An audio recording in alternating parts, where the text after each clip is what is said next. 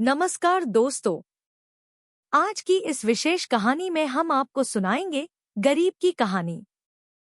यह एक ऐसी प्रेरणादायक कहानी है जो हमें बताती है कि मेहनत, संघर्ष और सही दिशा में चलने से किसी भी मुश्किल को पार किया जा सकता है। कहानी में हम मिलेंगे रामू नाम के एक ऐसे व्यक्ति से जो गरीबी और तंगहाली से जूझते हुए समाज में बदलाव लाने के लिए अपने जीवन को समर्पित कर देता है।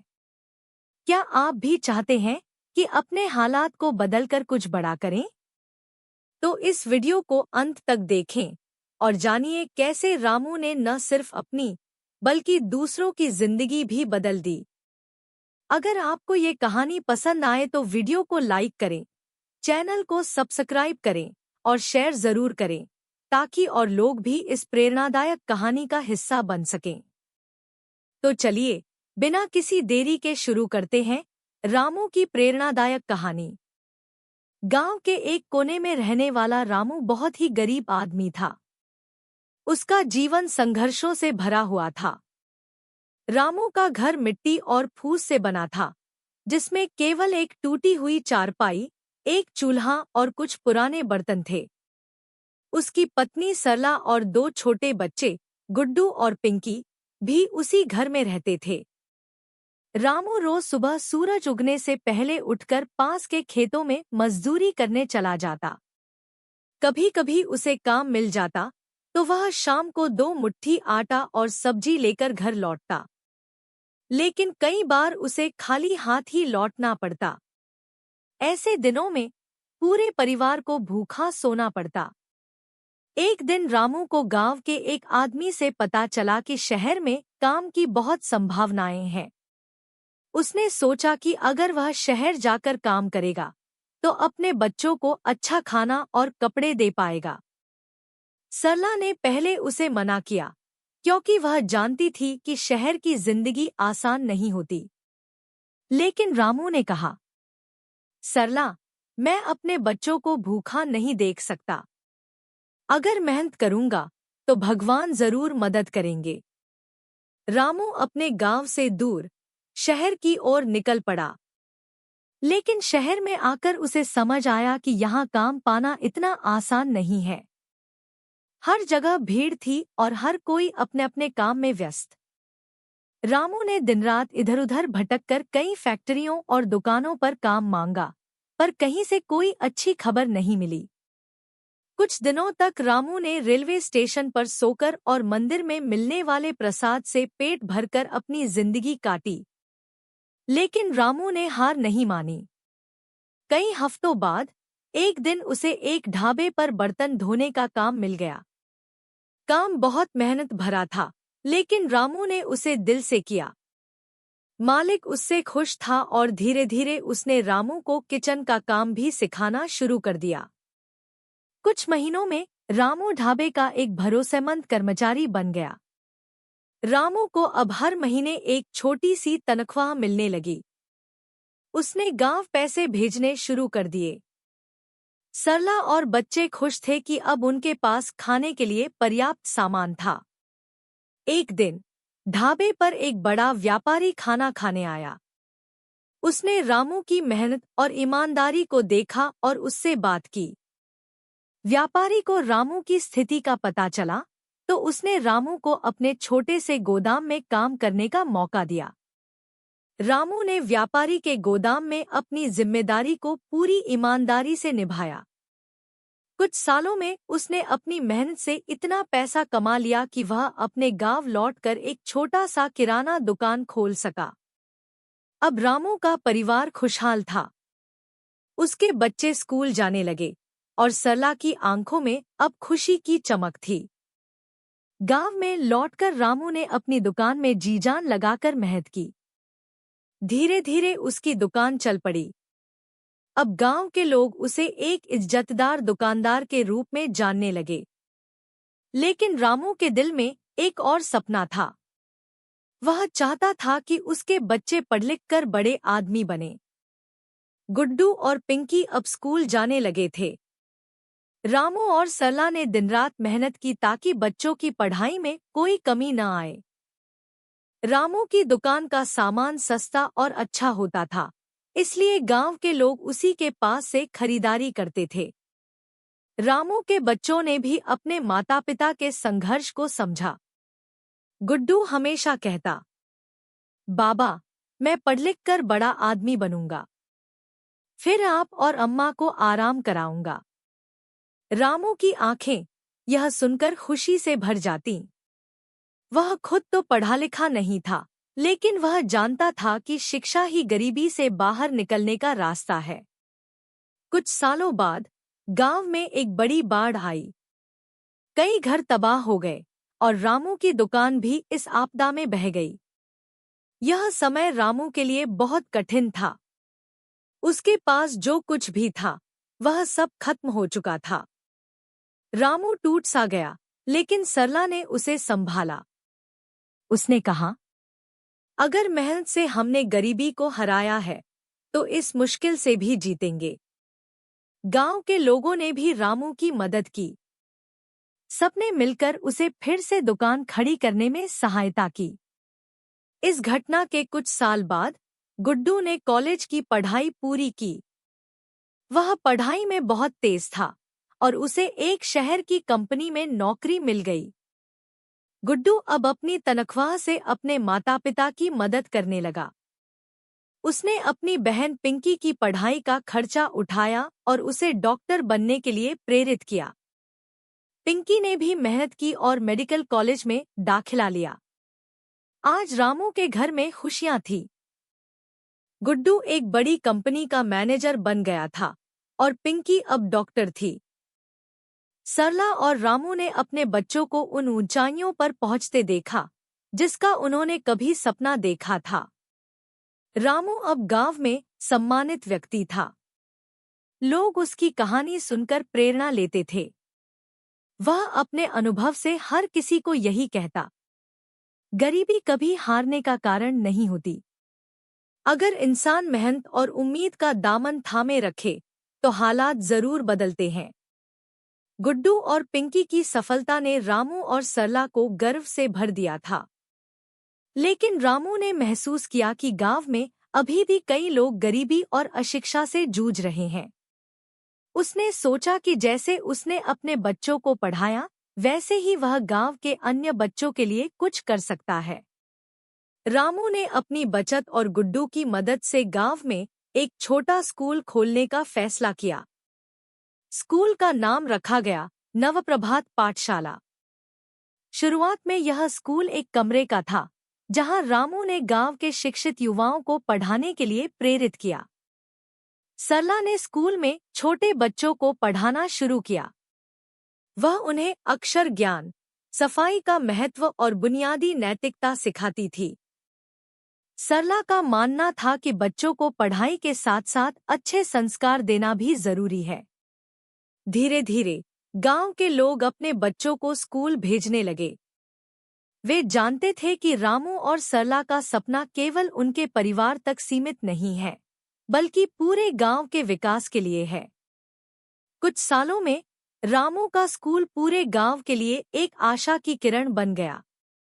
गांव के बच्चे अब पढ़ लिख कर नौकरी पाने लगे थे।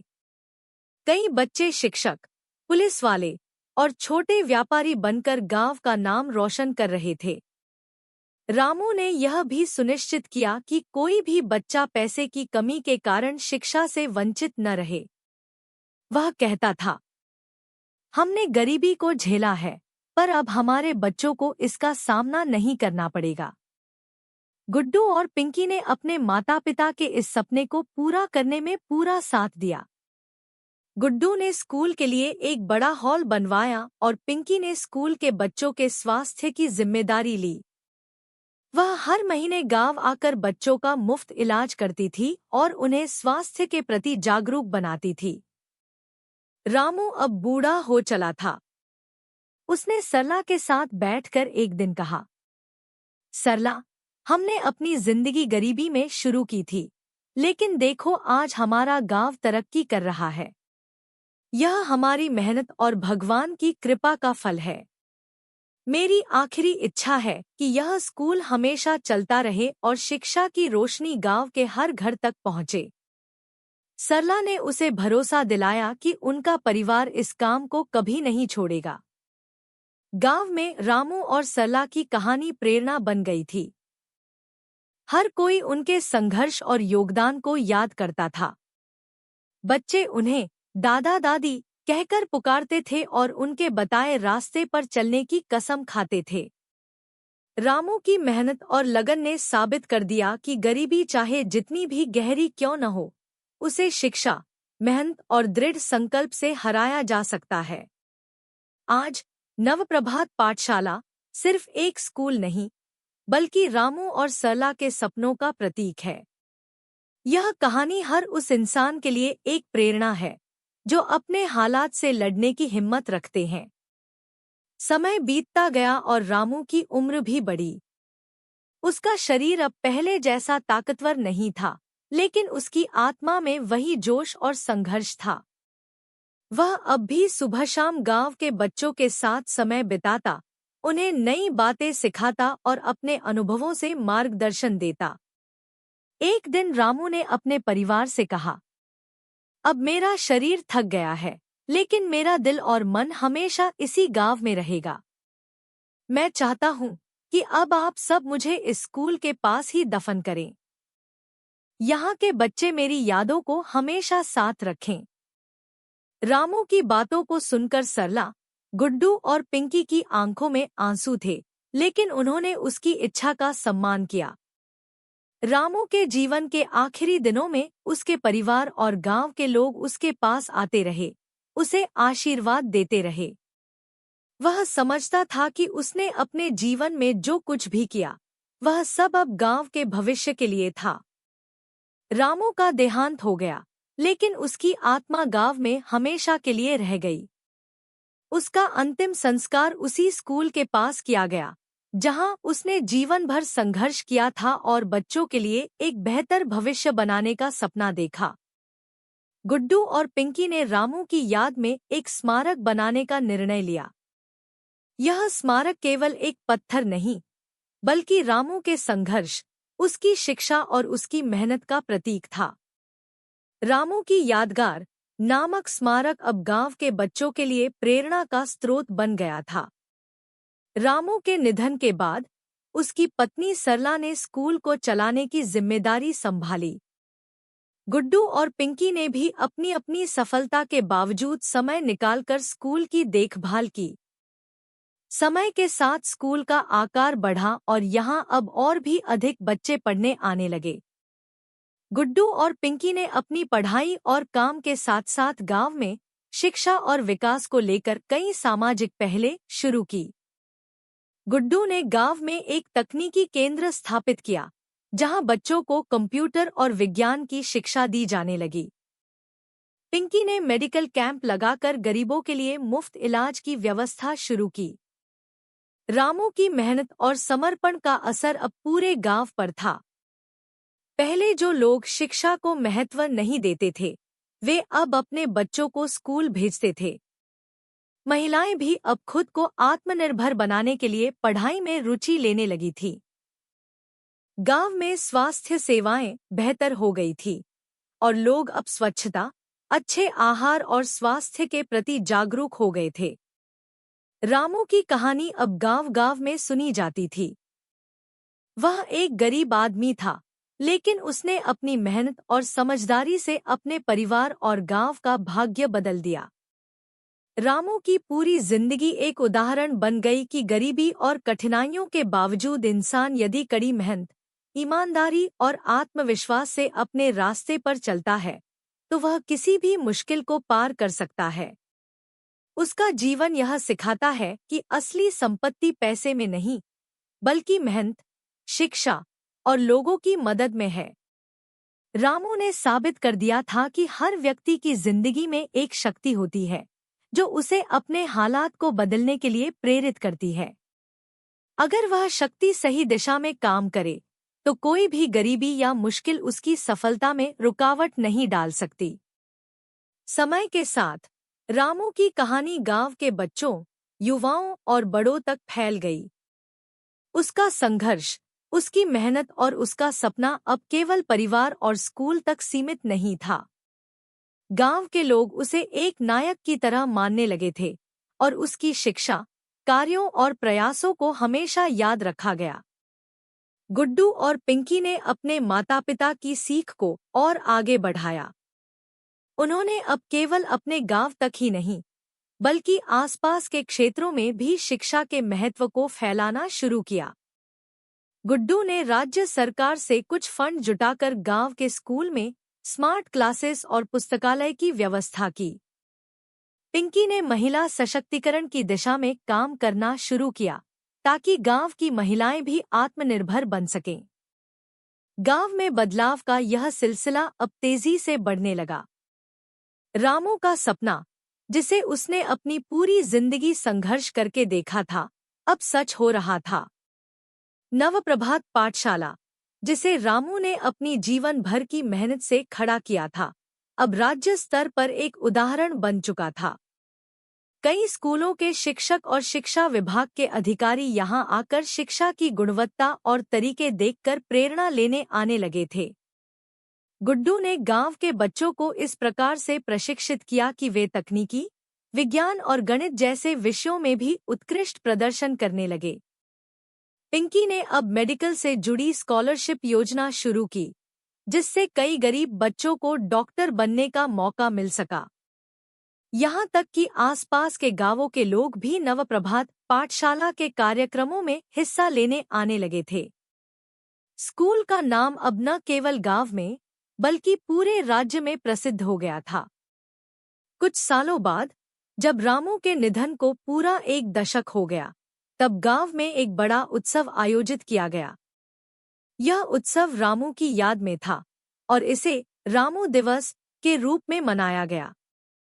इस दिन को गांव में एक राष्ट्रीय अवकाश घोषित किया गया था। गुड्डू और पिंकी ने मिलकर गांव के मुख्य चौक पर रामू की प्रतिमा स्थापित की, ताकि आने वाली पीढ़ी हमेशा उसकी कड़ी मेहनत, संघर्ष और विश्वास से प्रेरित हो सके।